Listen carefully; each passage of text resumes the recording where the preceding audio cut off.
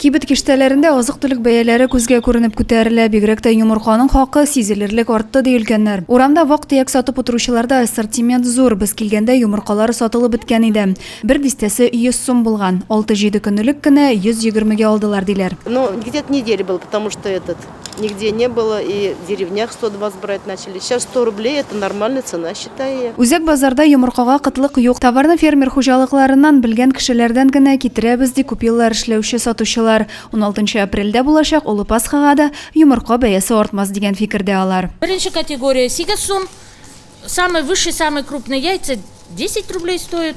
Юк артмый уже все, шулык бәяләр кала. Кибет киштәләрендә йомырка җитәрлек, бәясе сортына карап төрлечә. Мәсәлән, беренче категориядәге йомырканың дистәсе 85 сум тора. Товар хакларының кинәт артуын сатучылар үзләре дә белмиләр. Яйца в магазине у нас бывает, товар ходовой. Конечно, ходовой, сейчас Пасха тем более. С прошлой недели цены у нас, конечно, поменялись. Но цены бывают разные, бывают выше, бывают ниже. Бәя артты дип кибетләрдә ыгы-зыгы күзәтелми, халык сайлап кына кирәк ярагын кәрҗингә тутыра. Адилә Борханова, Дин Сипатов, Зей хәбәрләре.